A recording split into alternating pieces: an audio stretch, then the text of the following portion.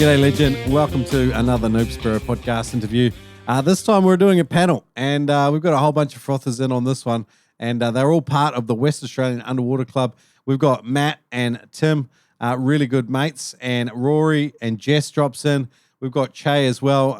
Really cool chat. Lots of different perspectives and sort of the length and breadth of the club. Obviously, a lot of new life being breathed into it. They focus on some of the social trips that they run north and south, even the social comps that they run.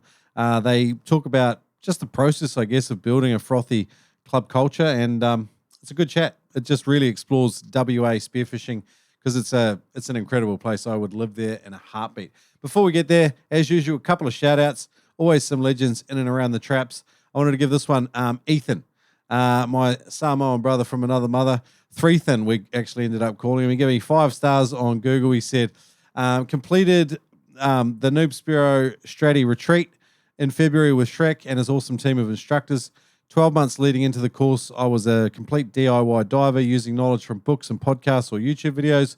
While I was familiar with the spear gun, I'd never reached depths greater than 7 meters because I had great difficulty equalizing my left ear. After chatting with Shrek and letting him know my concerns about my ear, he was worried it was like an underlying physiological issue that only an ENT could fix or surgery. He encouraged me to jump in on the course. So day one into the course, I reached 10 meters. The course then furthered my capabilities, allowing me to dive deeper, safer, longer, and more confidently. Definitely recommend this course and look forward to partaking in more Noob Spearo trips. Ethan was an absolute gentleman, such a teachable, intelligent guy. And if you do want to get involved in any Noob Spearo trips, charters, retreats, I mean, the beginner retreat, I can highly recommend that one. Obviously, Whitsunday Sell and Spear is filling up quick as well if you want to get in on one of those trips. Go to spearfishingcourses.com.au, register your interest. Let me know what you want to do, and we'll see if we can make it happen. Hey, let's get into today's episode. I'm not going to go on and on. I want to get into WA Undersea Club. Here we go with Matt and the crew. Hey guys, this episode brought to you by Astard Roller Pole Spears. Astard is a brand rooted in craftsmanship and tradition, inspired by the Japanese freedivers, the Ama. Their logo, a hand-drawn star, symbolizes starting from a single point, exploring and returning safely, capturing the essence of their journey and design philosophy. Founded by Adam, who spent 15 years in southern Japan, but originally from Western Australia.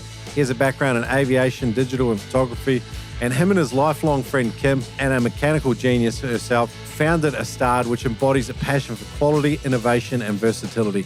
Check them out at astard.co. They have a roller pole spear that will make your head spin. I'll give you the hot tip. Check it out at astard.co. Use the code NoobSpearo. Have free shipping anywhere on the planet. You can't get any better than that. Go to astard.co. Check out their roller pole spear. You need one in your arsenal today. Check it out. Use the code NoobSpearo for free shipping anywhere in the world. Some days when you've maybe shot those 4 or 5 fish that you came for, might be time to pull out the pole spear, jump back in and rediscover that passion and learning that you had right at the start of your journey. This is one of the best tools for becoming a better hunter. Check it out, astard.co. Are you US based, looking for freediving, spearfishing gear? Neptonics is the best. Their online website, so easy to use. If you've got any questions, Jerry and the team answer questions via phone, email. Anyway, they've got an easy contact form on the site. These guys are absolute legends, and if they sell it, they believe in it, they back it, they use it themselves. It's tough gear that works. Visit neptonics.com. Use the code NOOB10 to save 10% on any order at neptonics.com. That's right, use the code NOOB10, N-O-O-B 10 on your next order. Save 10% at neptonics.com. Today's Noob Spearo podcast is brought to you in partnership with Adreno. Live it, breathe it with the world's largest dive store. Huge range of equipment, always growing, always changing. They are the world's largest dive store. They are available just about everywhere. They have hassle-free returns, massive range of equipment, price match guarantee, and you can check them out online. You can even use the code NoobSpearo to save $20 on every purchase over $200 at adreno.com.au. Check them out. Boom. Well, legends, welcome aboard another episode of the Noob Spearo podcast. I'm surrounded by royalty from the Western Australian Underwater Club. The president and a number of members and just different leaders in different contexts have joined us. It's great to have a whole bunch of you, a panel representing the WAUC. We'll start off with the president, Matt, would you mind sort of introducing yourself briefly, and maybe you could just introduce the next person around, and then we'll keep going like that if we can. Yeah, sure. Thanks for having us on. I'm Matt Johnson. I'm the president of the club this year. I've probably been spearfishing around 8 to 10 years, I would say. And I've probably been in the club 6 to 8 years. Been on the committee for a couple of years now and took up the presidency role this year. Yeah, that's me. I'll pass you on and let Che introduce himself. I'm Che. I've been a member of the club for probably about 3 years, since I was 15. Been diving for about 3 years. So yeah, pretty much started diving with the club, which Sick. has been good. Good introduction to the sport. Like really learnt good safety and everything like that. Yeah. So I'll pass you on to Rory. Hey, Rory McLeod. I've been diving probably, I don't know, maybe 15 years, sort of on and off, different stages. Been involved with the club probably 10 years. I used to be pretty heavily involved with committee and vice pres and pres at different stages as well. But yeah, it's great to be here and great to be with this bunch of lads, including Timmy. You. Welcome to. Yeah, I'm Tim Stockbridge, and I've been spearfishing probably 4.5 years. I've been a part of the club about 4 years as well. Yeah, I'm at the moment vice president and the secretary, and I've been on the committee for the last couple of years as well. That's been pretty good. But yeah, I actually got onto the club through Noob Spearo, which is pretty interesting. Yeah. I would just say, like, this is as a slice of a club, which you guys are. Like, it's just a slice out. If you took a slice of the people out of the club, and you guys are representative of it. We've got a couple of blokes here that have been started in the last 4 years, and you're both on a video call representing your club and in different types of leadership positions. That tells me how important it is to have new blood in a club because, do you know what I mean? Like you're already serving and helping out the rest of your spearfishing community. So that's pretty cool, I reckon. Something we've all got to do, like in every club. Yeah. I'm involved in this club and been involved with some full driving clubs and stuff like that over the years. And I've always said that you need some new members coming through the club every year because inevitably every year you have a few members drop off for various reasons, whether it's, family commitments, having kids, all of that kind of thing. So there's kind of always a bit of a churn of members. So you definitely need that new blood coming through the front door to kind of keep a club alive. It's great to have the older heads around as well, provided that they have fairly good relationships and short memories with regards to, bad events that have happened in the past, because inevitably in the life of a group of people that have been doing something together for a long period of time, conflict has happened and not all of it has been resolved successfully. So having that healthy inflow of new people kind of keeps that atmosphere going and keeps everyone focused on the future rather than, Rory putting in his undersized jewfish last year, Tell me more about this, Rosa. No, I'm just joking. I was just having a joke. There's no size limit on jewfish now, obviously. But Rory, and who was your partner in the Nationals? Daryl Piper. Yeah, so these two poor buggers, I think day 2 of the comp, I don't know if you heard the story, Matt. They went for a hectic swim. I don't know how many kilometres they swam, but it must have been 20. And they come back in their Weddy boat float. It was one of the huge XL ones. They had this thing like, I don't even know how it was floating at all. There was not much of the float out of the water. And these poor buggers arrived 10 minutes after we were all supposed to be out of the water. They would have won the 2 minutes, and the entire float was underwater the entire swim back. Yeah, okay. 2 minutes, I reckon 10. But either way, they would have won the day if they had been there in time. But these poor buggers, they were so wrecked when they come up on the beach too. Like they looked like mortified. Do you know what I mean? Like you've gone to this hectic effort, arrived late. Yeah, they were spewing. Timmy remembers it well. He was in the safety boat, Yeah. just in front of us, and we literally were spewing. That last 100 Yeah. meters, we were just sucking down like 2-stroke oil and fumes in the water. I was sort of doing a one arm over, bit of backstroke, lean to the side, spew, keep going. Yeah. Man, you got to the beach and died. You guys had some fish on board that day. How many species did you have in that boat float? I can't remember. I think it was 13. Yeah, it was something like that. But there was a big Sambo in there, wasn't there? Yeah, dirty, stinky Sambo weighed the whole thing down. And then as soon as we got in, Arnie Piccoli says, "Oh, why didn't you just take it out of the float and swim with that in your hand?" Might have been a good idea. I don't know. Yeah. Could have been good to know about 20 minutes before. Yeah, you guys were wrecked. That was very memorable. So that was I really enjoyed that I wouldn't say I enjoyed the comp. I really enjoyed the diving, like the different areas and stuff down there. You guys have got such an extraordinary coastline. And a cool bunch of people too. Like I was saying that before we jumped on. Like WA's, from what I've seen, is just really cool people. Yeah, the coastline's massive as well. So you get like the full range of, the tropical north species down to the like real southern ocean, cold water and species. And like so much of it's overlooked as well. Like you're starting to get to know that south coast, but only a tiny section of it. Are you sorry, Rory, are you moving some papers around or something there? No, my dogs are fighting. All right. I'm stuck outside. I was like, why is he doing the admin while we're having a podcast? But hang on. That makes more sense. All good. Tim, you were a bit of a gentleman on that comp. Obviously, so you're 4 years into it and you're already running a safety boat for a big comp. Good on you for taking your head off and just putting it in the ring and having a crack at that, because it looked like they were a bit short-handed with volunteers, to be honest. Yeah, we definitely were struggling for hands on deck.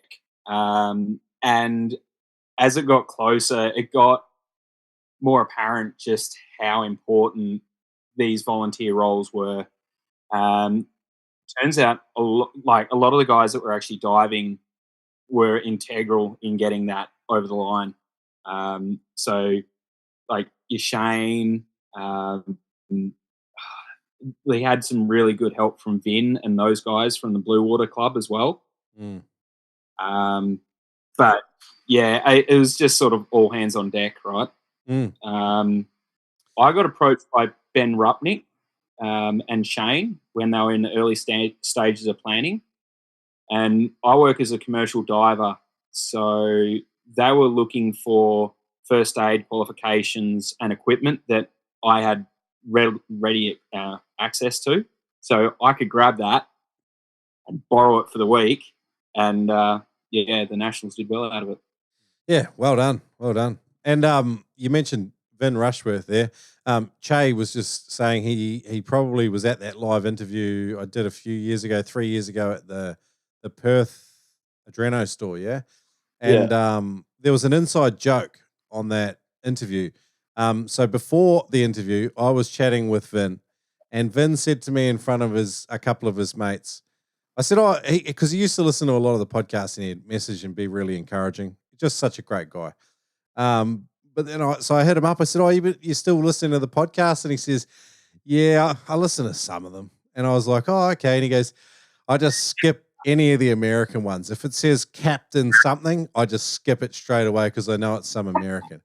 And then obviously he's a captain of a research boat.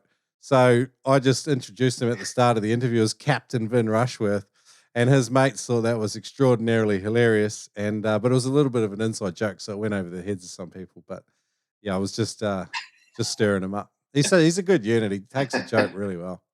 So Che, 15 when you when you joined the club and Yeah. sort of poked your head in the door, sort of Matt's mentioned nervous parents. What was the motivation to starting spearfishing? What inspired you? I'll be honest, it's not that impressive, but I just saw on YouTube and thought I'd give it a crack, and then went up to Exie with a little like pranger, and then just really got into it. Yeah. Yeah, nice. Well, with the family, with the pranger up there on a family holiday Uh, or something? yes. Just yeah. Yeah. And so when you come back, I take it you live in sort of the Perth metro area? Yeah. So when you come back, you thought, I'm going to have a go at this serious. So whose idea was it to join the club? It was mine, just because yeah, I thought the parents would be a lot more happy if I was going out with people that knew what they were doing. Clever. Yeah. So then I just did a free diving course Who'd you do that with? Andy Twine, On Point Spearfishing. Yeah. I've heard good things about Andy. Yeah, very good lad. And then yeah, just pretty much joined the club straight away. Okay, cool. Cool. So walk me through transition from jumping in with a pranger to Mhm. actually going out and starting to feel confident diving down, shooting fish for yourself.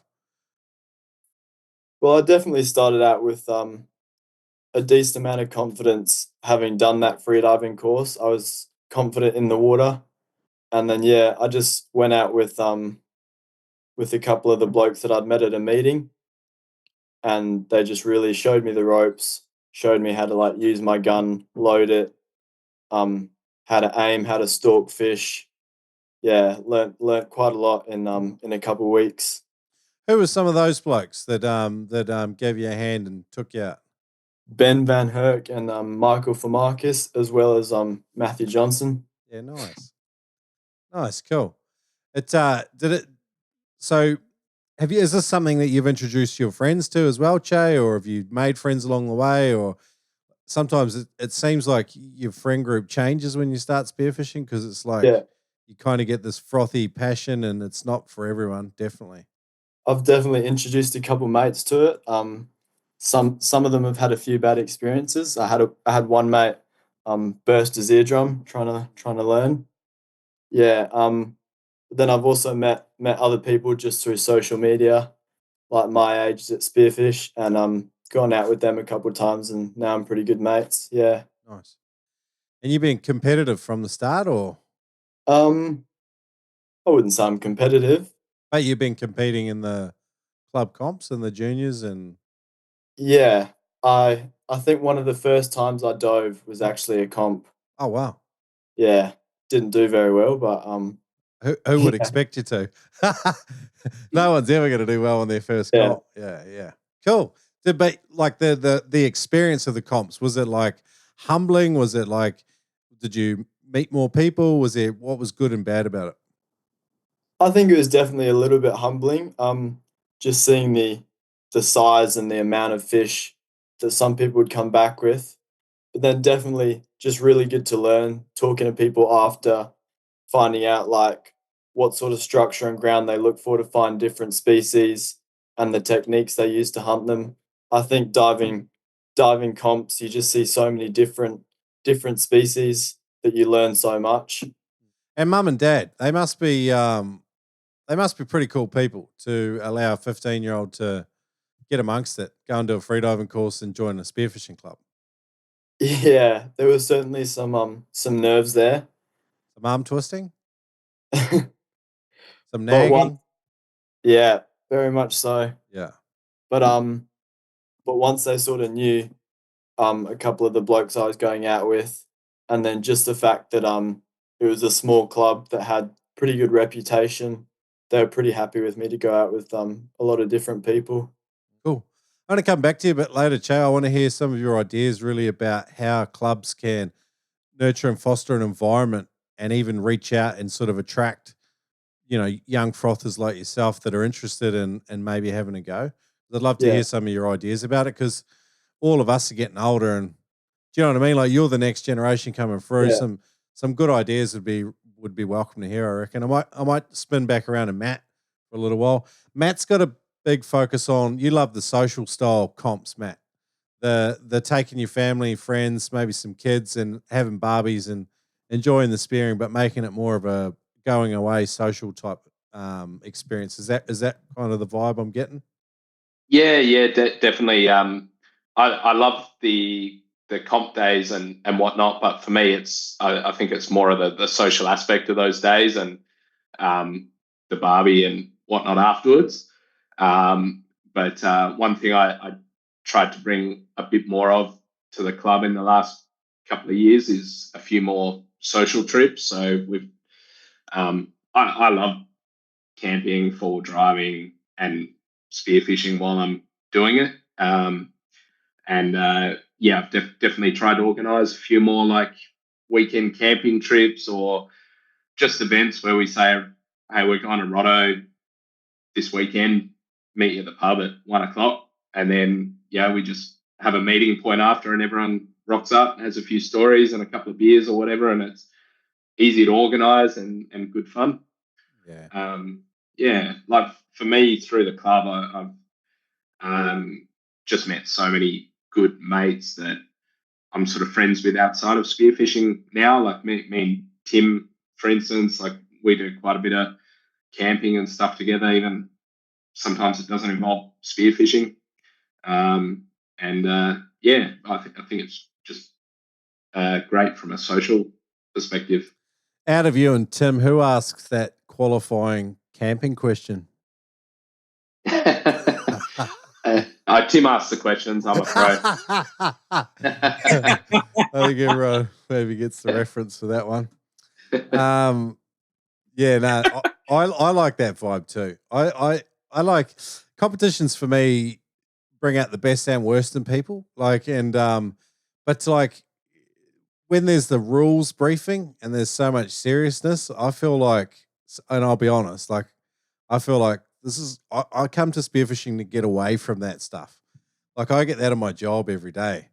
I just want to go and dive. Like I don't want to hear about rules and your interpretation of some stupid bylaw. But like it's like that's what I mean. Like that's probably the worst part of it. So I don't want to like color, broadly competitions with my opinion because it's extremely limited. And I'm also not very competitive. But I see how it brings out the best in people too. Like it's amazing what people are capable of and the strategic thinking that goes into it. And then the mentoring, particularly after a comp is finished and everyone's a bit more relaxed. Like the conversations and the weigh-ins, like everyone's pretty, cool to be around. So like I think it's got all of it. But I like the social aspect as well. I like that you guys are being active in that with the WAUC. Tim, sorry, Matt, while I'm with you, can you just give us a rundown of what the sort of the spearfishing calendar looks like for you guys on a year-on-year basis? What are the main events? Yeah, sure. So we run 5 main spearfishing comps a year. So the first one we run is the Old Man Blue and Gage Roads Cray comp, which is over at Roto. That's probably one of our biggest comps of the year. Purely crayfish based, and we have the weigh-in over at Rottnest Island. Cool. We then have the Spearoz Metro Masters, which we just ran on the weekend. I saw that, and we can talk about that, I'm sure, today. That was a huge comp, and Darren from Spearoz is probably one of our longest club sponsors. Yep. We then have our Albany comp down in the southern area of WA, down in the cold water down there. So that's in March, not long now. We have a Glen Drommy competition, which is in Lancelin, which is a town about an hour and a half north of Perth. Okay. And then we have our... In between Gero and Perth sort of thing? Yeah. It's sort of one of the first towns just north of Perth. So that's still in that Perth Metro catchment, isn't it? It is, yeah. So right. Most of the coast, that West Coast bioregion goes all the way up to Kalbarri. So we're sort of all under the same rules through there. Yep. So okay, cool. Excuse me. What's the focus of that comp, and why is it the Glendromie comp? So I needed to put me on the spot with this, Shrek, and sorry, Glendromie is a famous old Spearo, and I might ask Rosa if he knows a little bit more about this. I actually planned to look into this before this Oh, you're podcast right. and forgot. I don't mean to put you on the spot, and this is partly why I asked the question because, and like we had a comp over here for a little while. It ran for 2 years. It was based on a guy who had sadly died out at one of our favourite spots. He got his muzzle wrapped on a reel gun with a kingy and sadly lost his life. Last dive of the day, everyone else was just getting back in the boat, and unfortunately never resurfaced. And they ran a memorial comp for him, the Greg Caldwell comp, and he was actually private messaging me just as I was starting. And that was pretty memorable for me. But did you have any more information, Rory, on Glenn Dromey? Not a lot, other than what I've heard was Glenn Dromey was just an absolute legend diver, like one of those incredible water babies, like your Greg Pickerings and stuff like that. Oh, okay. Freaks. I think he's still got a bunch of records, but yeah, sadly passed away diving. And that Lancelin comps run every year as a memorial run. Okay, cool. We've also got the Karratha comp, is the Pennington Shield, which is another memorial comp for a guy that passed away during a drive back from the islands out there. Was that recent? You're testing my memory, but it's probably at least sort of 6-7 years ago, I'd say. Fairly recent. Yeah, okay. Jeepers, okay. So these sad memorial events, but they're on the calendar. It's good to remember these people, I guess, and some of the lives that they lived, like particularly if they were, like you say, like legends in our sport and stuff. Like people make a mark, particularly if they're in that club scene, like because everyone knows each other and does leave a lasting impression. So that's pretty cool. So they're your 6 main events, Matt. What you got some year-long events as well? Yeah, so we run a few year-long comps, like where you can weigh your fish in over the course of the year, and we sort of run a leaderboard for the end of the year as well. So Aimright sponsor our Mack 1000, which is they're also a long-time sponsor of our club and have supported us for a long time. So that's a fun one. That non-members can actually sign into that. There is a fee to sign on to that, but you can weigh fish in from all over Australia for that one. And we've also got the Top ODC WA Jewfish comp, the Karratha Adventure Sports Coral Trout comp, and we also just run a video comp, which is just a bit of a fun one. We have like an edit category and a raw footage category. There's usually some good raw footage gets entered each year. Something crazy that's gone on, So yeah, they're sort of our main comps. I also try and organise a couple of social trips throughout the year. Yep. So like this year, we're trying something new. We're planning to do like a week-long camping trip before the Dampier comp, and the thinking is to try and boost numbers and give people a reason to take a week off work and make a bigger trip out of it, So it's hard. It's such a long way. It's not really something you can fit in on a weekend, So All of you go. yeah, thought we'd try something new. All of you WA guys drive 1,200 Ks at a moment's notice, don't you? We do, yeah. I've Just I up know the my road. mates at work think I'm crazy. Some of the trips I do over weekends, so yeah. Yeah, far out. I couldn't get over it when I got over there, but Yeah. incredibly relaxed attitude. I guess maybe that's partly why the podcast found a little bit of a home in WA too, because people are doing these bloody long drives, so they need something to listen to, even if it is my awful voice. I was just up in Exmouth over Christmas again, and I went up with my mum and my wife and daughter, and they learned a lot about spearfishing on that drive. No, you subjected them to that. Wow. Oh, so I've met people like that, like wives and girlfriends that have had to listen to me or listen to my interviews, and they don't look at me like kindly. That's for sure. Well, Shrek, they weren't a fan of Joe Rogan, but they listened to quite a few of yours, so it's a pat on the back. All right, I'll take that. All right, cool. So That sounds pretty cool. Like you got a big full calendar. How do people make their way into? And I might go to Rory for this. Like for people, a lot of people these days with comps. Rory, I'd love to hear your take on the pros and cons of comps. Why, like, even new members might be interested in doing it from your perspective, and how do you make your way into a comp when you're brand new or like Che did? Like, what's your opinion on getting people into the scene and making the most of it as well? It's a real steep learning curve for comps. It's a completely different way of diving, especially the way that we run them with the species, 100 points per species plus points weights. You got to start thinking and hunting completely differently than you would on a normal day. Like you're not just cruising around 15 meters waiting for a demersal to cruise past. You're up in the white water trying to chase tailor, looking in caves with torches for gurnards and all sorts of stuff. Like it gets you thinking in a completely different way than you normally would. And it's so good for your hunting. Like the things that I've learned from comps and diving with people in comps, like you can't get that anywhere else. How important is it to be competitive to enjoy comps? Not at all. Yeah. You would strike me as a reasonably competitive bloke.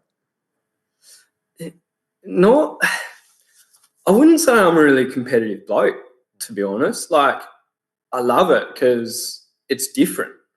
Oh. Like, you go out every day and you tend to fall into doing the same sort of things. And then comp comes around and it's in a different spot.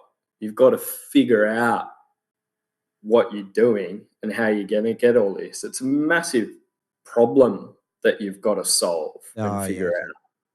And it takes, experience. It probably takes 2-3 years sort of diving that kind of area or the comps to really wrap your head around sort of where you can get these species and actually be competitive.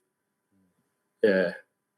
I come over for the Nationals. First time I dove that sort of southwestern part where we were in that Margaret River area. Like even just going through the species, there were some different species there I had to learn, and the minimum legal sizes are not the minimum comp sizes either, which was a bit of a thing to get around. And like how do you plan a strategy when you don't even really know what you're looking for or where you're going to find it in a new area? It was a good bit of a challenge. It was fun though. I did enjoy the diving. It was bloody beautiful shore diving down there. Yeah, I was amazed that shore diving is not something we do much of in WA, but and I've dived a fair bit of that stuff before, but always from boats, and doing it from shore was incredible. Like seeing some of the fish that got weighed in, like my partner shot a 13-14 kilo jewfish 100 meters off the boat ramp in a bay. It's just sand and a couple of rocks around.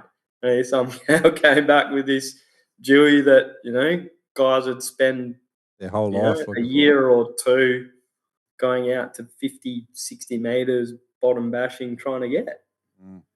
Yeah. That was pretty cool, yeah. So you've won a couple of comps, though. So it strikes me as odd that you're not a competitive bloke, but you've won it. And with Jess, your partner. Yeah. Jess is a bit of a weapon in her own right. Like, she's a great diver. I dive with a few other guys. My best mate's Mad Keen Spearo, and some of the guys that I've met through the club and diving with in comps have become some of my best mates as well. Mm. Jess and I got married a couple of years ago, and we had probably 20 plus of the 80 people there were all dive crew. Yeah. Spear girls lighting up the dance floor, and my mates doing their best to dent the beer population. But, that's cool. Might move on to Tim. Tim, Matt was definitely talking about some of the social club trips. I think you probably share those sort of similar values with them. Tell me about a memorable social club trip for you. I think it would be, we have a Cliff Head social trip, which is just a little bit further up the coast than Jurien, between Geraldton and Perth. And yeah, I got dragged up there with Matty Johnson, and there was a young bloke on the boat. That was Shay. And I can't recall if it was one of the first trips that Shay had ever done. But once again, he'd been allowed out there without his parents, and Matty Johnson was his legal custodian. Oh, Yep. I got interviewed. Yeah, it was pretty cool. yeah. Yeah, you got given the 10th degree. I did. They came and that was a real. Chase parents are great. They come out and sort of met me and sussed out my boat and made sure I wasn't dodgy and whatnot. So it's a bit like that scene from Bad Boys, like with Martin Lawrence and Will Smith with the guy dating his daughter. Was it a bit like that? A little bit, yeah. Just the WA version with Chase parents. I think that weekend was really special because we all camped up on the beach, so we could have a fire, which was really nice. The diving wasn't the greatest, but I got my first jewfish that comp. That was that weekend. That was really good. That was pretty cool. I think that's ever ingrained into Matty Johnson's brain. Yeah, I've got a real good photo of Tim with that jewfish. So he gets it on his timeline every birthday. Nice. But it was just a more about the community more than anything else, and getting to meet different people with different boats, and I found it a really good networking and a really good relaxed way to meet people, rather than the hustle and bustle of a meeting or a comp or anything like that. I thought it was really, really good. Yeah, sick. Yeah, I think every club needs to build in kind of this careful mix of the social and competitive stuff. Sounds like you guys are doing that. Tim's frozen again. Tim's frozen. Yeah, no, I think we are doing a really good job of that. And we're back. He's back. Sorry, I didn't quite catch that last one from you, Shrek. That's all. No, you're right. I was just saying, and Matt was sort of confirming it.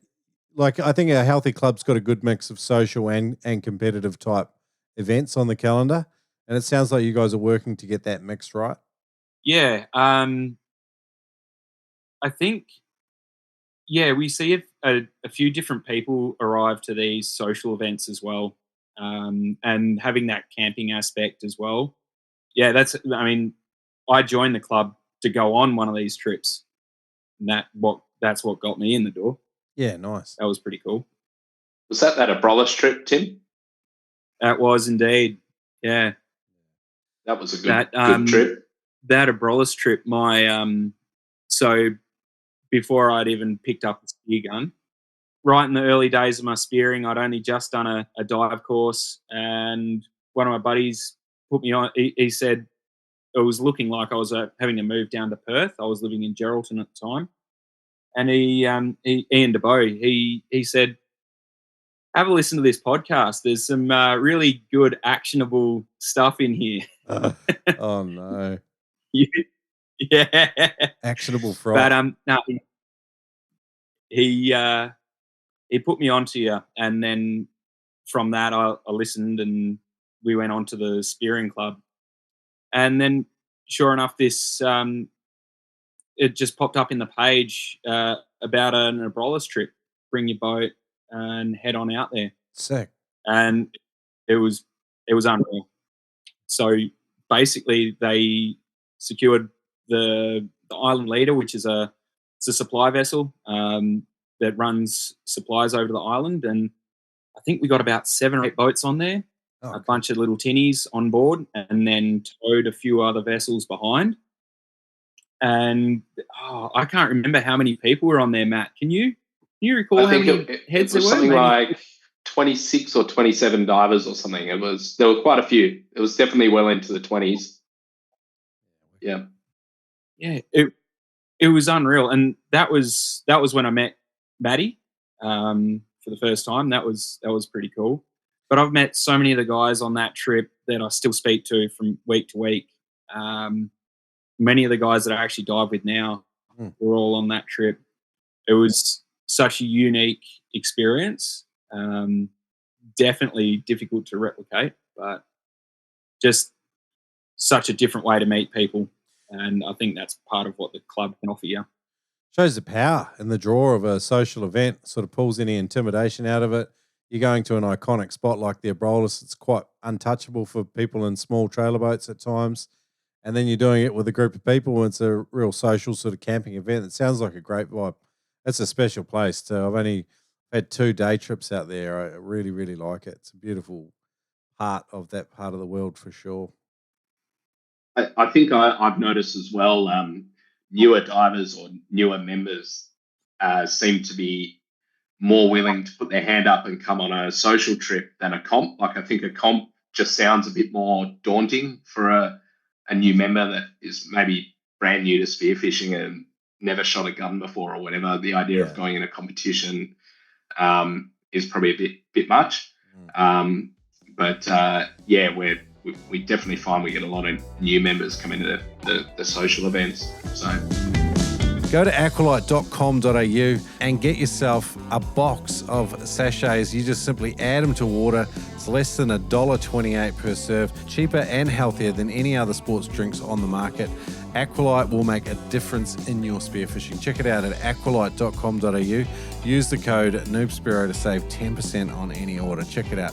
Aqualite, made in Western Australia. I tell you what goes even better with your brine, with the hot smoke, it's Salt Bay. I tell you what, any of the Honky Outdoors shakers will see you right and add just that extra layer of subtle goodness to your brine. Salt Bay, squealer or double shot all work on smoked fish. Check them out at honkyoutdoors.com, HOHNKE outdoors.com. I love hot smoked fish. Honkyoutdoors.com have helped me to do it better.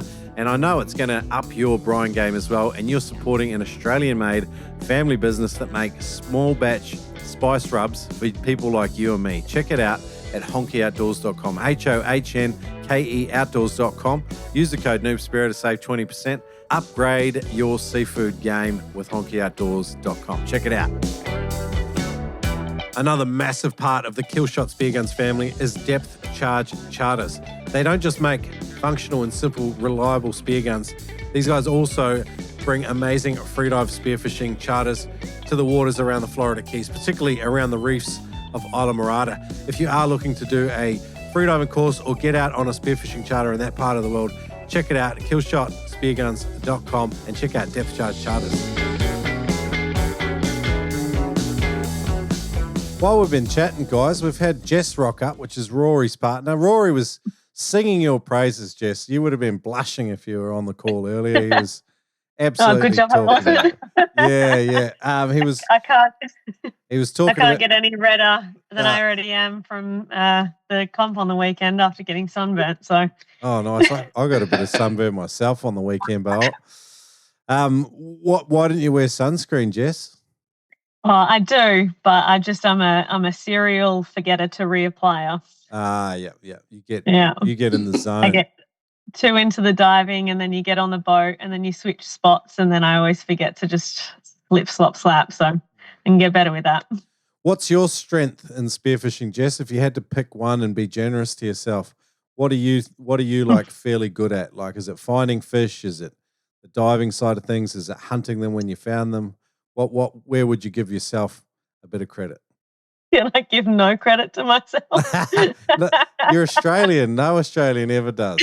But if you had to, if you were forced to, if I put a gun to your head. I quite like the hunting aspect. Okay. So my breath hold could definitely be better. Like, I'm nowhere near some of the boys in the club with the breath hold, but I think that can always improve. I think hunting's a really good one because you can really, like, when you start to learn fish behavior and you start to learn ground, and you can really start to hone in on that skill. I don't know if I would say I'm really good at it, but I can say that it's the thing that I love the most is really like reapplying the stuff that you've seen or learnt from your previous dives, and then watching the fruits of that labor, like the fruits of that information come to fruition, and maybe spearing a fish off ground that you've seen one before, but you've missed it because you weren't expecting them to be there and you weren't fast enough. Then, yeah, I think the hunting aspect's got to definitely be my favourite for sure. You sound like you've had a recent experience of missing a fish that surprised you. Don't even, Rory. Colin McLeod. I'll give you your full name for that one. What was his full name again? Something Sebastian. Rory Colin McLeod. Oh, Colin. That's his full name. Colin. He looks. But yeah, I think with the hunting as well. Like once you start getting used to the hunting, like your mind starts getting better on your breath hold, because you sort of start relaxing a little bit in your mental capacity. So I think that they can be really beautifully paired together. Yeah. Do you have a conscious learning process for hunting? Because one thing you do find, the longer you do it, like the bank gets full. Do you know what I mean? Like your brain just can't continue to store all that information. Well, maybe that's just me because I'm a cabbage. But do you have an intentional process where you like some people like to sort of do a sort of a debrief, whether it's informal with their mates and they just talk about what they learned that day, or some people are even more conscientious, I guess, and they like to document it and they might keep a log or something like that. Do you have anything like that? No, I can't. I can't say I'm that good. I'm a bit of an overthinker though, so maybe everything goes on up in my head like post dive, and I fall asleep and I dream about those fish that I've missed and where I've missed them from and what the ground looked like maybe. But I don't have an actual log. I know people do it. I'd like to try it. I'd like to see if there's any. I always like to try new things. Like give it a bit of benefit. See if there's any anything from it. You take the logbook out with you. But I think when you're excited, like there's a little bit of it. I think when you're excited about something, or there's a little bit of adrenaline, I feel like sometimes for me that's what locks things in. Yeah, 100%. And then when you're swimming around and you're like, oh my God, that was that pinky ground. Maybe I'll do what I didn't do last time and get surprised by it. Yes, that's the story. And then be ready. Then yeah. I think more for me. It's just I'll think about stuff in my head post rather than writing it down. One more philosophical question, Jess, then we'll go to Che because he's going to give me some ideas on how to attract more juniors. Why do you think we learn more from failures than we do from success? Well, I think because there's maybe like a little bit of gut aspect to it. So you've sort of like, there's like that little section of you that goes, oh, if like I could have, and you sort of maybe start thinking a bit more about every aspect of it. Whereas some of the good ones, because it's just happened so quick maybe, and your adrenaline's pumping and you've succeeded, you're like, fuck yeah, I've succeeded. But those losses, you always revisit them. And I think it's the revisiting that maybe helps you a little bit more. It's the trauma. It's the trauma. Yeah. Trauma bonding. Yeah. No, it's trauma good. I'll trauma bond with that pinky my entire life now. Yeah. I missed a good one too on Saturday. I had two of them right in front of me, and I just, I was surprised by them as well. Like, I don't know. They were definitely not where I was expecting them to be. And then not only did I miss those two fish, but then I turned and there was a school of jacks right at the front of a cave, but I was right at the back end of my breath. I didn't manage to shoot one of them either. So it was a big dive for nothing. Yeah, that sounds like a very, very similar story to myself. I was in ground that I was looking for King George whiting. I was looking around, there wasn't really anything around. So in my head I was like, oh, well, I'm down here. I'll just do a little swim around, have a little bit of fun. Had the barrel of my gun, creaked over a ledge, and the pinky was just sitting on the sand in an alcove. And we both scared each other. I went, whoa, like in my head I went, oh, it's a pinky. And the pinky went, oh, it's a human. And then before I could even think, it went off. And I was like, well, there was no chance. I reckon that's part of the process because, like, I always tell people, like, with a new species, part of it is like just learning to see it. You know, Yeah. like a new species, like you're stoked when you can just ID it, whether it's from movement or like, learning what it looks like against the background or whatever. But you've got to see them. But the first few times you see them, you're kind of startled. And then, but you're not only startled, you're excited because you're like, yes, I'm Yeah. going to shoot it. And then, but Very that much so. energy is just like goes straight from you to the fish and you spook them. So you've almost Yeah, got to or like, you rush the shot and you're like, oh, rush that. yeah. I feel like you've got to just spook a few before you eventually have a level of self-control. Yeah, and then it's not so like, it's not so like, oh, surprising. You're like, oh, I remember you. I can calm myself down a bit now. Yeah, nice. Yeah. Oh, good. Che, I'm not only going to give this question to you, but I'd love to hear some ideas from everyone. Attracting new members. Fire away. What do you got for me? Ideas. I think to start, probably like club sponsorships. I think at the moment, Aimright's doing something really great for the club for the juniors. They're giving away some pretty cool T-shirts to any junior member that joins the club. Oh, nice.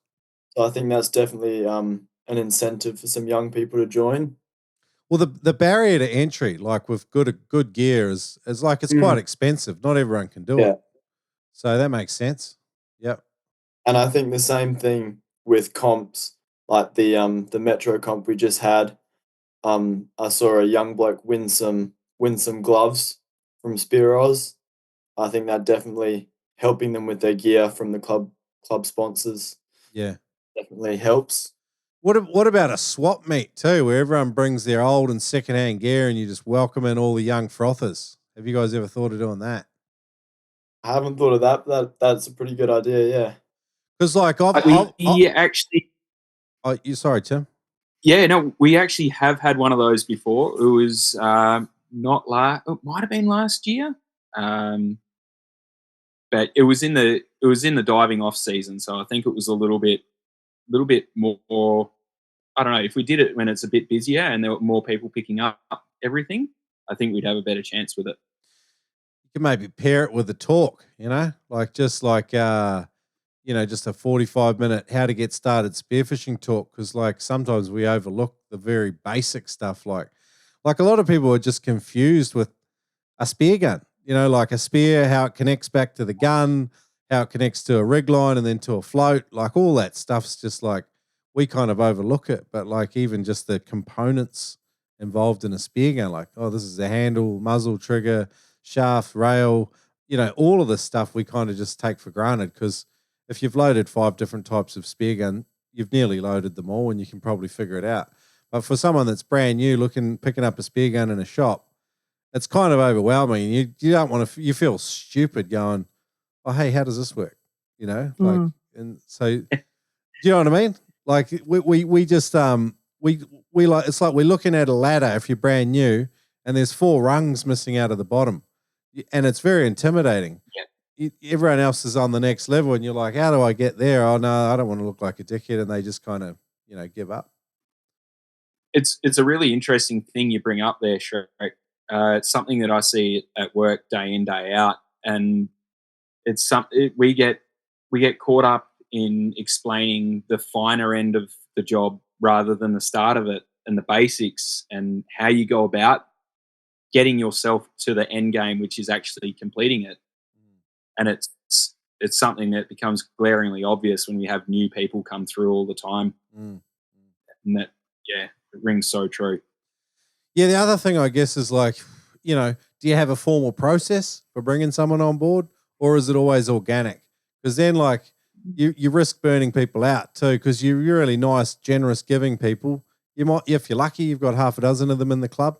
How many new people can they teach a year, and how do you scale that up? And I mean, this is where the courses from guys like Spear Oz, Darren, and On Point Andy, these things are invaluable. And like sometimes there needs to be a price attached to it, so someone's actually motivated to go out and do it. So I'm a fan of them, and I think they can partner well with the clubs, which it sounds like you guys are doing pretty decently.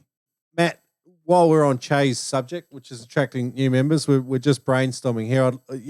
As we've sort of just ad-libbing here. I'd love to hear your guys' ideas. And Yeah, so I've what I've noticed this year, what I've learned, sort of in the president role, is what seems to work is just social media. It's all about social media. We just ran a comp on the weekend and really pushed the advertising of the club, like on the Instagram and Facebook and emails and whatnot. And I think people are just busy and just miss information. We just found it every time a post went up or an email went out, we get another 3 or 4 entries. Yeah, nice. And we ended up with 36 pairs compete. I think we had 40 register and then 36 pairs actually competed on the weekend. I think it's one of the biggest comps we've ever done. So it was a huge effort, that's for sure. That's twice as many as we had for the nationals.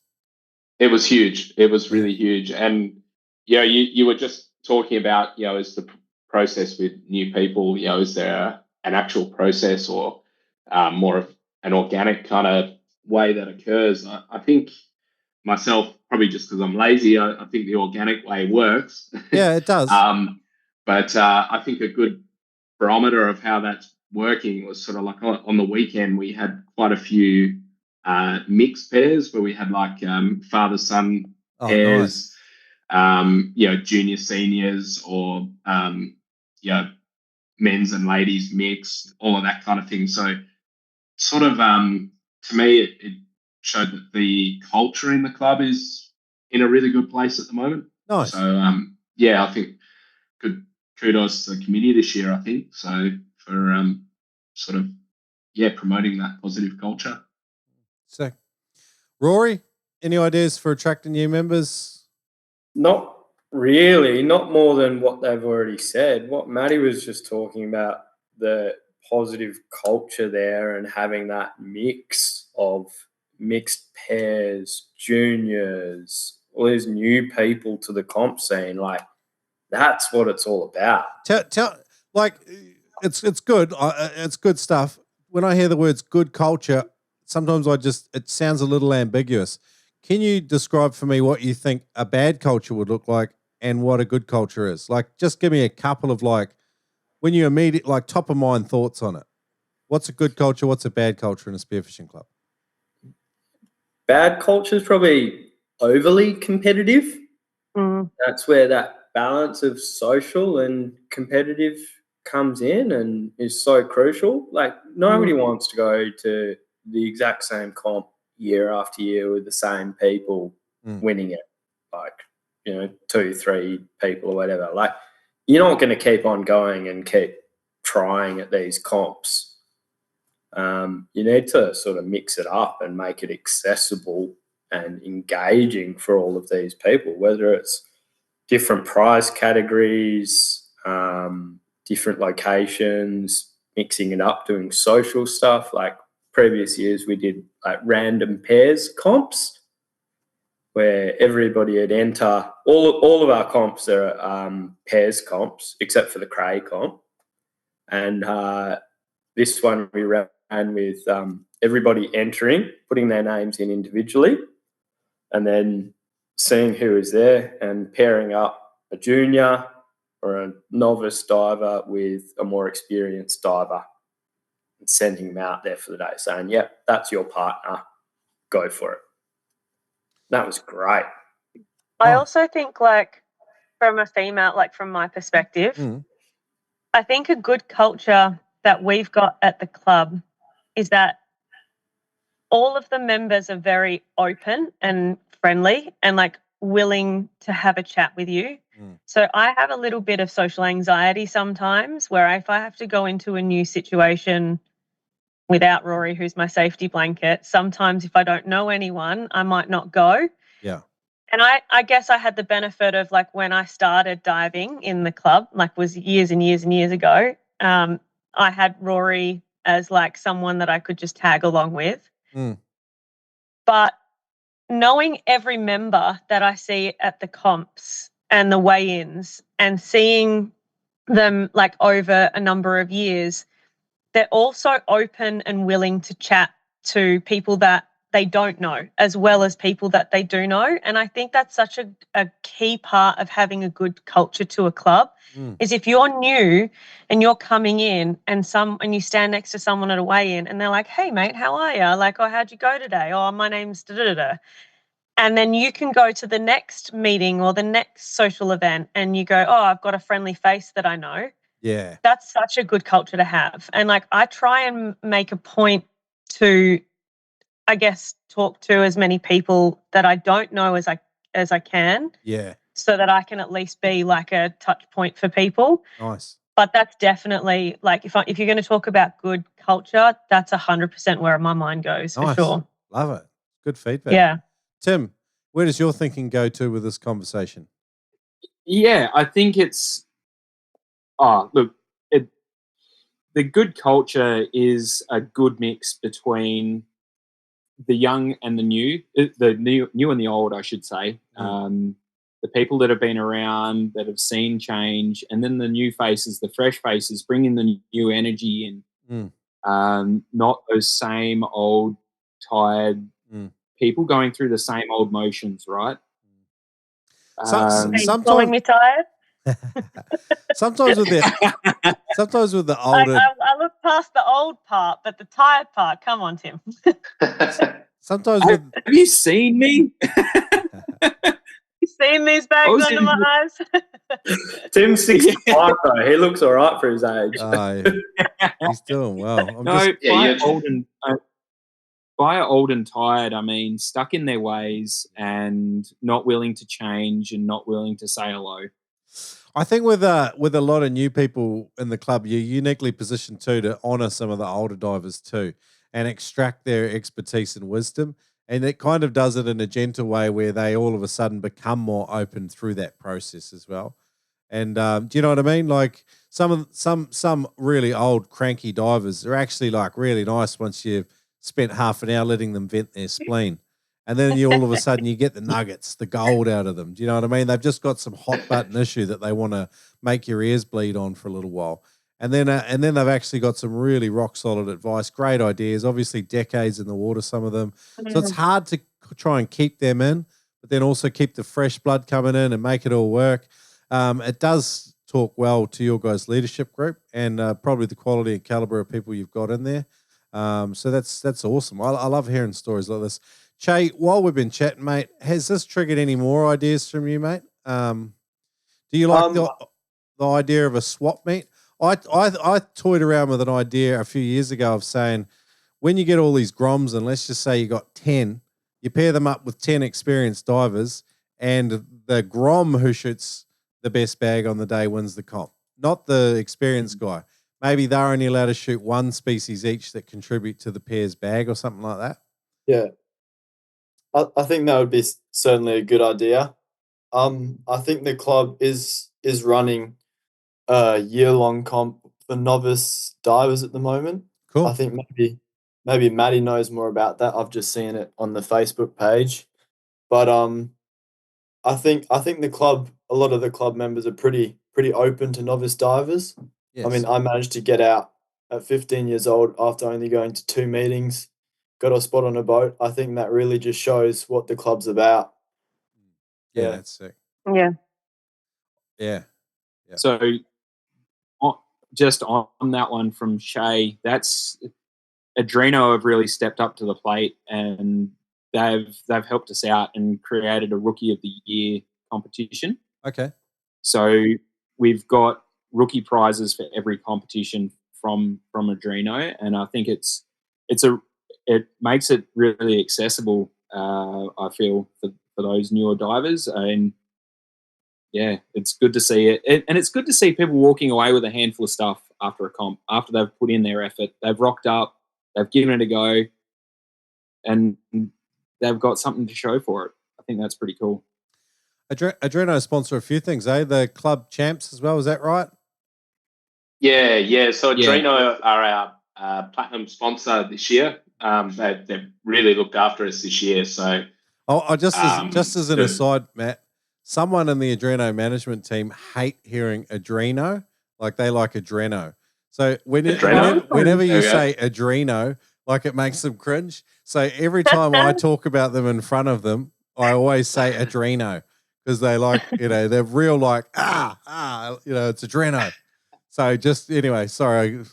Adreno should have 2 N's, right? Like I'm not nerding out or anything, but maybe they've spelt it wrong. Maybe a little. It's a long E. Yeah.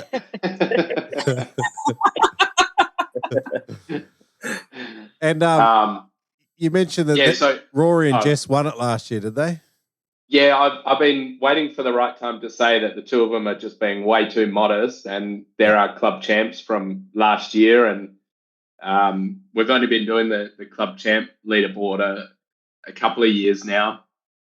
And I'd say if we were doing it longer, they probably would have won it a few times before that as well. So definitely being modest. Okay. And you said that I should pester them about secrets and tips on how to be a club champion diver. Yeah. I think everyone wants to hear their secrets, and I feel like winning a comp is a skill in its own right. That's what Rory was touching on that before. I feel like there's probably another skill again to actually not just win one comp, but win the championship for the year. Okay, Rory, you're going to kick us off here, mate. Do you want to take it? Give us some gold, and then we'll get Jess's insights. Oh, can I go first then, so that he doesn't steal my material? Yeah, you go. Just in case we say the same thing, which you probably will. I reckon the key is getting yourself into as many comps as possible. Not necessarily winning the comps, but participating in them, because each of the comps have a leaderboard. So even if you just participate in 3 out of the 4 comps, how many have we got during the year? 4? 5. 4 out of the 5 comps. Yep. And somebody else participates in 3 out of the 5 comps, you're already a step ahead of the game. And then you've got the individual ones during the year as well. Like, I mean, they give some good points if you can get some good solid fish for those. So but I think that's kind of where I've found it for me. Okay. So your year-long comps, do they contribute to the club championship as well as the fixtures? Yes, they do, yeah. Okay, cool. And do you two compete together in each comp, or how do you become club champions? Your respective male and female champs, are you? Yes. Sometimes, well, we used to compete together, and then I started making some female diver friends, and Rory got ditched a little bit, and then so he had to start finding a new dive buddy. We used to dive together in partnerships, but I tend to sort of try and find a female partner these days to like spearhead the female section of the comps, because there is like female prizes. And then it just depends on, I mean, how well we do and where we sit on the overall leaderboard for that. Yeah. Cool. All right. That's awesome. So show up. And then Rory's got more of a chance now that I'm not diving with him. So. Oh, I don't know about that. If you probably would have, if you were there at the Nationals, Jess, you probably would have had him there on time on day 2. No one can control Rory's timekeeping except for Rory. Just swim a little bit faster than him, That's all you got. Rory, you want to add some tips? How to be competitive at a championship level? I just ride on Jess's coattails, to be honest. Show up. That's it. No, just pair up with someone good. Actually, no, you're not wrong. Like if you pair up with a good buddy, and they know how to ID fish, and they're good shot, then you got a good pairing. You can each pull some good weight for sure. Yeah, for sure. And like finding someone that you work well together with, big one, really important. But like most of the time during comps, like it's very rare that both of you are firing on the day. Like one of you will kind of miss a couple of fish, have a bit of a rough day, and the other one has to pick it up, usually Jess. But it's, just finding that balance and guys that you work well with, dive well with. You don't have to sort of think about what they're doing all of the time. They're just sort of that natural partner, that organic partner. That comp fitness, Rory, like it's whether you're boat diving or shore diving, the guys that seem to be able to fin into current and still punch decent dives seem to have a hell of a lot more consistent success, I would say. I would say that's one of my, if I had to look at attributes, you've got to know where fish are, you've got to know how to hunt them. Really, you just need to know how to shoot them and make sure you're in the right spot. But you need to be able to fin hard for quite a long time, then still punch fairly decent dives and shoot good fish. How do you develop that skill, that specific kind of fitness? One thing that always stumped me about diving and fitness is the difference between dive fitness and fitness. Like, there's some of the old boys kicking around that have got a motor on them. Like, you look at them and you don't exactly think peak athlete, but you put them in the water and they're just absolute machines. And that's the sort of fitness that, like, you can only get that from diving, like, year after year, like decades. Swim fitness is a whole thing in itself, hey? Yeah, I think they're almost completely different things. Like, you can be incredibly dive fit without being necessarily physically fit, but it's incredibly hard. Like, that's the decades worth of work and diving just to, like, raise your sort of breath hold and dive fitness and level up to a consistent point that you're not losing it. But fitness always helps. I might drop off soon because I have 1% in my style. I'm in the car. I've got 1% and my phone's not charging. Zoom's sucking it more than it's charging. So if I drop off, I'll try and head back home and join in next to Rory. No worries, Jess. We're not far off. We're not far off wrapping up anyway, Jess. But it's been great having you. I wanted to go back to the Prez just for a sec, Matt. There are a bunch of things that we haven't covered off yet. Do you want to bring us up to next important item off the agenda for you guys? Yeehaw! Welcome to Depth Charge Charters. It's not just functional and simple spear guns that you can rely on from Killshot. It's Depth Charge Charters as well, part of the Killshot family. These guys go out of their way to ensure you have a great time on the water. They focus in and around freedive spearfishing, but you can go lobster fishing, line diving on a freediving. You can do freediving classes and lessons, even up your spearing game with legendary instructors. Check it out at killshotspearguns.com, based out of Isla Morada in the Florida Keys. There's that old chestnut, never drink coffee before going diving. I don't know about you, but I break the rule every time. And once you've had a dog and gun coffee, you might find it hard not to break that rule as well. Dog and gun coffee are specialty beans sourced from the best coffee growing regions from around the world and roasted by proper coffee nerds intent on fueling outdoor nuts like you and me. If you want to give Dog and Gun coffee a crack, I can personally recommend the preloaded drip filters. Open them up, they sit on top of your coffee cup, add boiling water and then whatever else you like. For me, it's milk and two. Try them at dogandguncoffee.com.au and use the code NOOB10 to save 10%. That's right, use the code NOOB10 to save 10% at dogandguncoffee.com.au. Check it out, legends. Get Aqualite at aqualite.com.au. It's scientific rehydration that Spearos know and trust. I know because one works there, and that's why we've set up this discount code for you, 10% off when you use the code NoobSpearo at aqualite.com.au. Check it out. Australian-made hydration products tailored for Spearos and a whole bunch of other people that suffer from dehydration too. But check it out at aqualite.com.au. Use the code NoobSpearo to save 10%.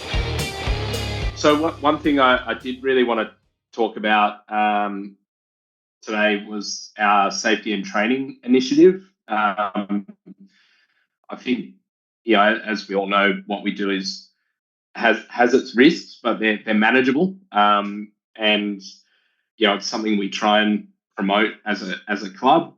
But it's not to use the word again, but it's kind of about promoting a culture to get that safety sort of mindset across, because people are off doing their own diving and dive trips and whatnot. It's not all events, and it's not like a supervised event or something.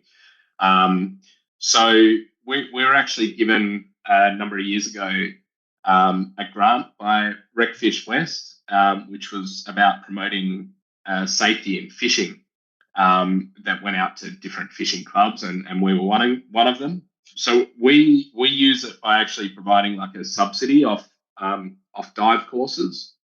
So through the club, like our members can claim a $250 subsidy off a dive course, which is, I think, a great initiative. A dive course is probably about $500 to $600 these days, so it's nearly half price. So yeah, that's something we've been pushing and just trying to promote. And then we've got a couple of club sponsors that are dive instructors. We've got Darren from Spear Oz and Andy from On Point Spearfishing. So we obviously try and promote using that subsidy with our club sponsors, and we try and get them to a couple of events or meetings to talk to us about diving safety and techniques and stuff like that, just to keep people talking about it and thinking about it. Nice. So nice. Yeah. And yeah, you've got to be a member for a little while to access that subsidy. Yeah. So we made it so you've got to be a member for 3 years to claim it, but we didn't want people to have to wait 3 years to go onto a dive course, because that's kind of counterintuitive. So we basically, if people sign up for 3 years in advance, then they can claim that subsidy. Oh, nice. Yeah. So WAUC's part of the AUF, correct? We're not actually. Okay. It's something we've been talking about looking into and getting involved with, but we aren't actually a AUF member yet. Okay.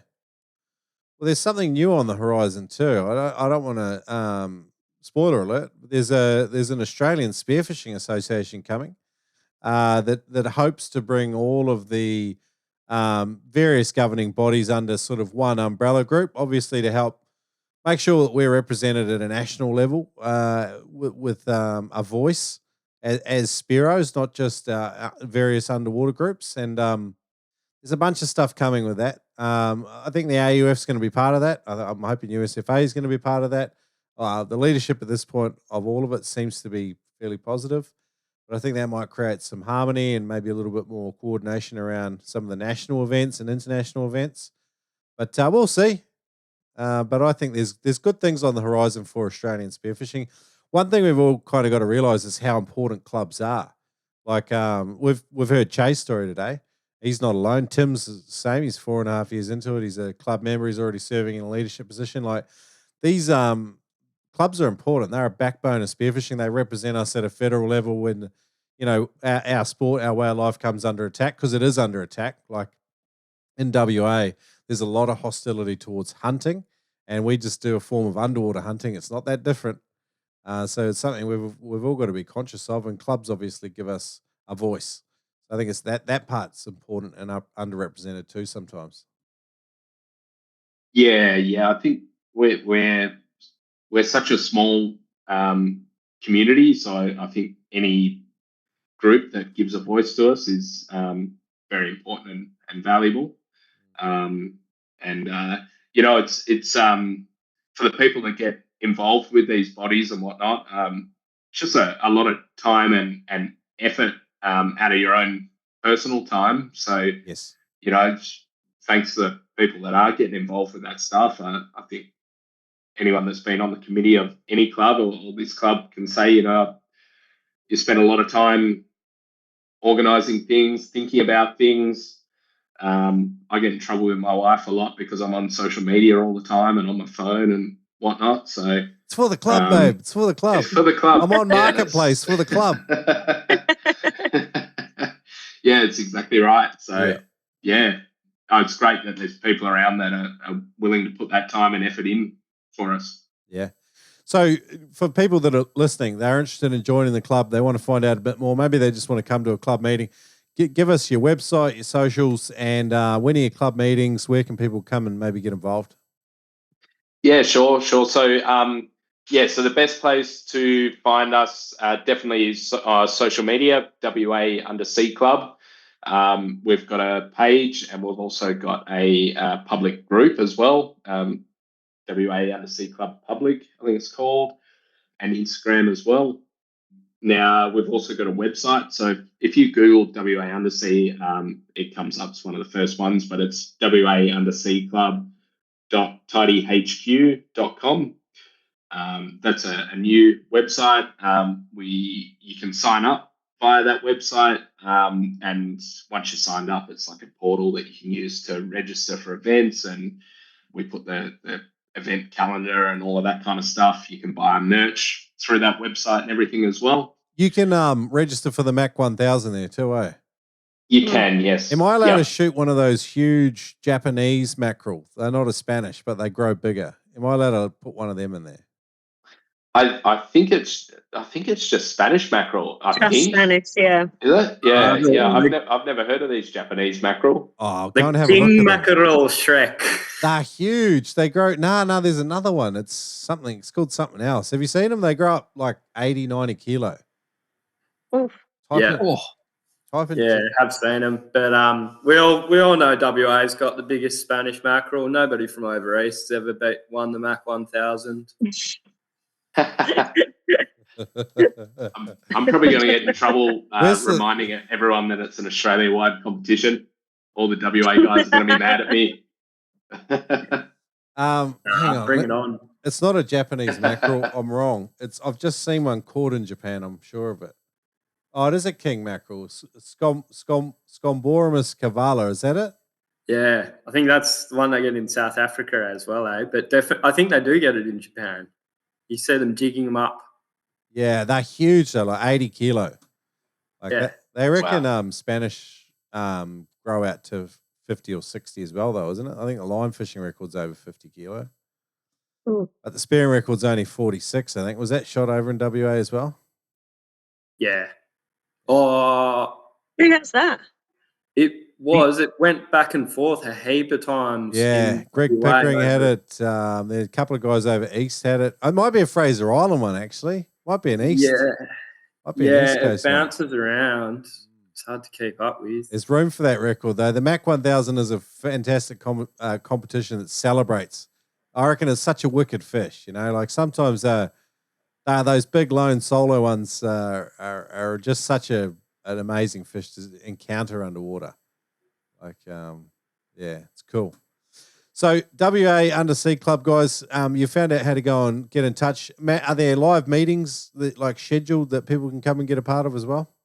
Yeah. So we have a monthly meeting. The details for that are on our website. We don't have a fixed location because our membership base is quite broad across Perth. We try and sort of alternate north and south of the river each month. So and we try and vary it a little bit. So like sometimes we might have it at like a pub or something. Other times we might have it at someone's house, have a barbie or something like that if they're willing to offer their house up for us. And you guys like to play the field too. You're obviously flirting with Spear West some days and then Adreno the other days. Yeah. Look, we mix it up. We have held quite a few at Adreno. Sorry, I got it wrong again. Adreno. Yeah. So yeah, no, we definitely try and mix it up. Yep. Our next event is the 23rd of Jan, which is Wednesday night. We're actually just having like a barbecue down at Floreat Beach. It's just like a bit of a social catch up, no topic. We just kind of say bring something to kind of throw on the barbie, and we'll just have a catch up and a beer. And it was actually we held it 1 or 2 years ago. It was super easy for me to organise. I just say rock up here at 6 o'clock. And it was one of our more popular meetings. So, yeah. Guys, listen here. I've got to tell you about the Cob Grill, the main goodness. Right, the Cob Grill is a portable outdoor cooker which is suited to any outdoor activity, from the bush to the boat. The grills come in either charcoal or gas options, and they're super economical on fuel due to the fact that minimal heat escapes with the lid on. They're windproof even with the lid on. You can use it out on the boat even as it's blowing a bit, you know? Perfect for any outdoor adventure. Check it out at cobgrill.com.au. Use the code NoobSpeedo10 to save 10%. It's a no-brainer, my friend. These are the best grills if you're an outdoors person. Check it out, cobgrill.com.au. I consulted a bunch of legends to help me put together this program, including Adam Stern, Australian freediving legend, Jared Rosenberg from Earth and Ocean Fit, and Dr. Jaap Verbaas, author of Longer and Deeper, as well as a bunch of others to help me put together a 50-day program that will get you results. And I know it works. We've put a bunch of groups through this now, and people have seen huge improvements and landed on a charter or a trip and actually been able to tap into some of their best spearfishing fitness. Check it out at noobspearo.com/spearready.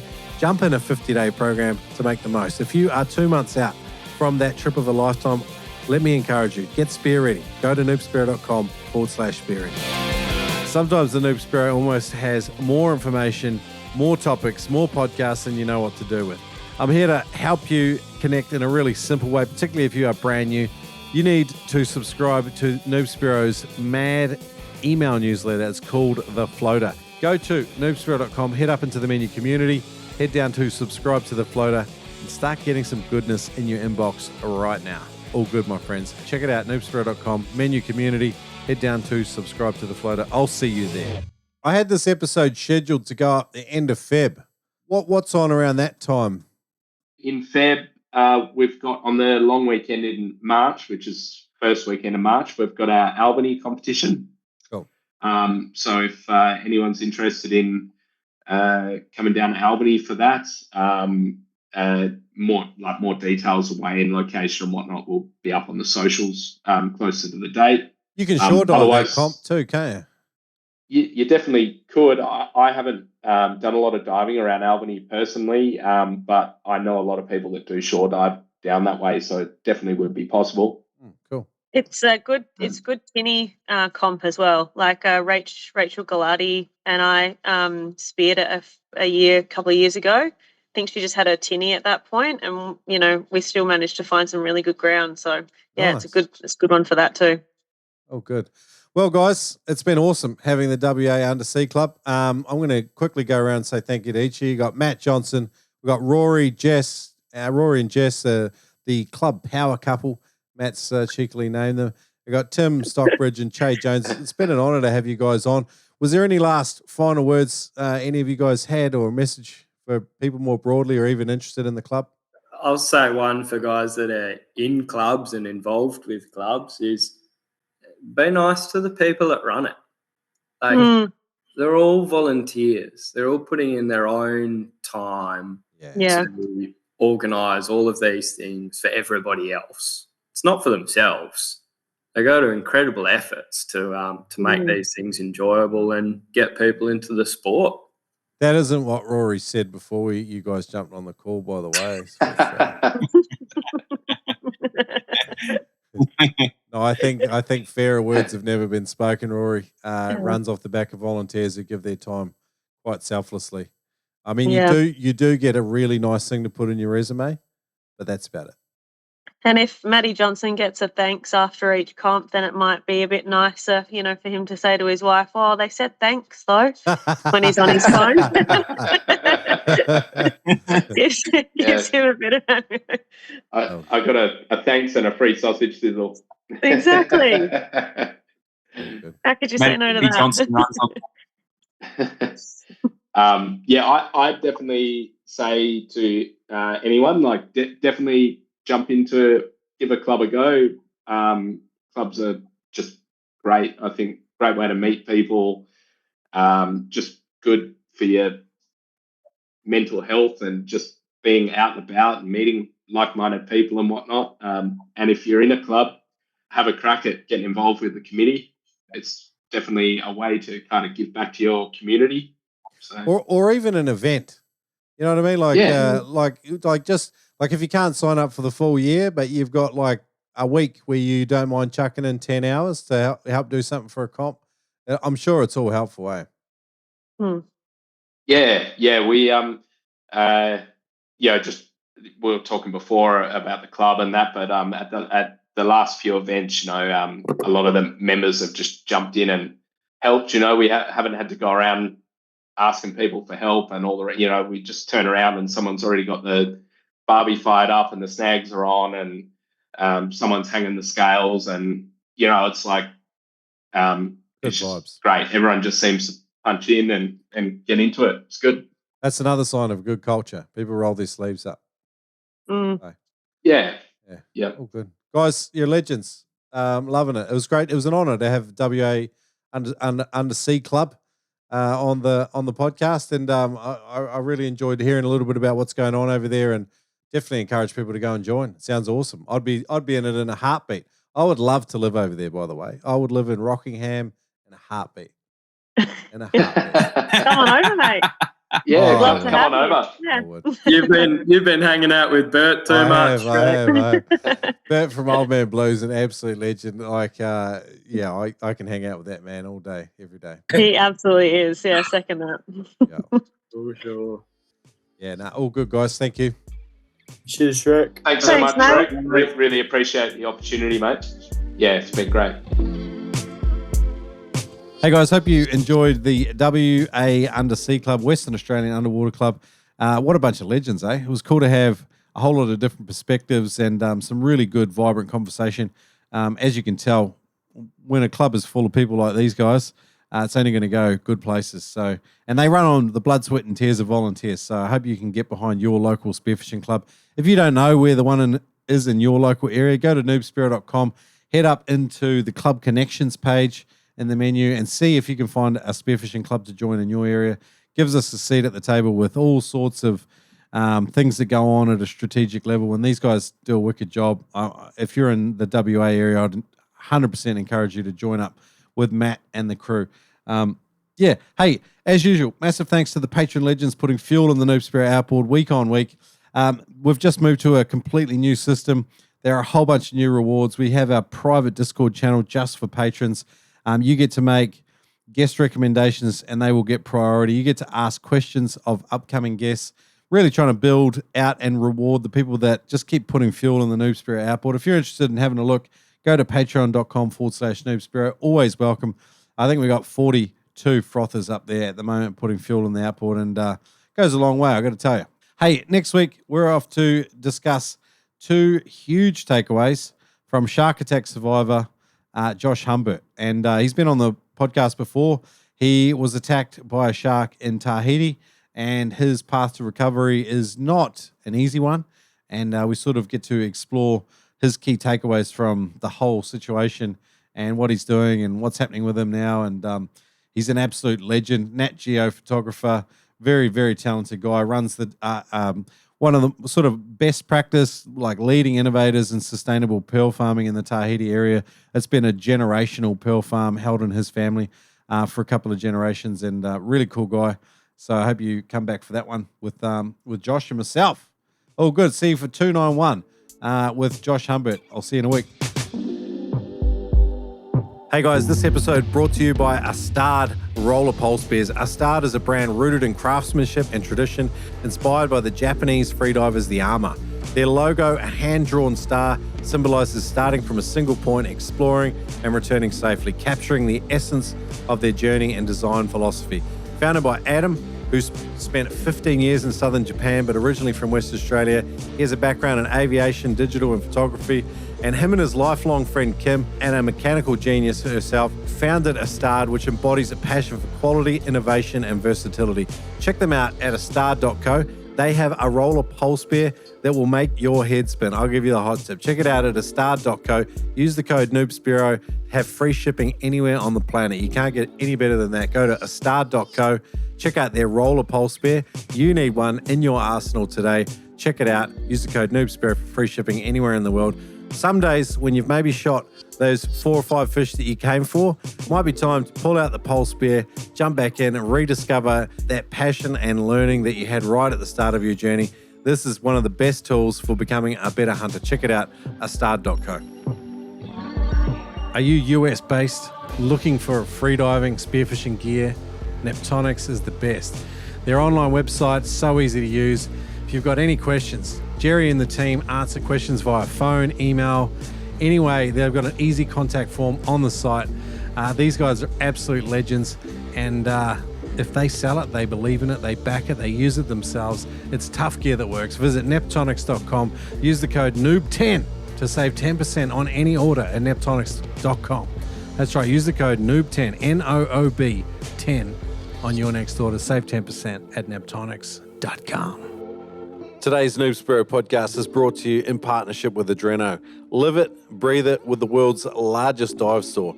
Huge range of equipment, always growing, always changing. They are the world's largest dive store. They are available just about everywhere. They have hassle-free returns, massive range of equipment, price match guarantee, and you can check them out online. You can even use the code NoobSpearo to save $20 on every purchase over $200 at adreno.com.au. Check them out. Boom!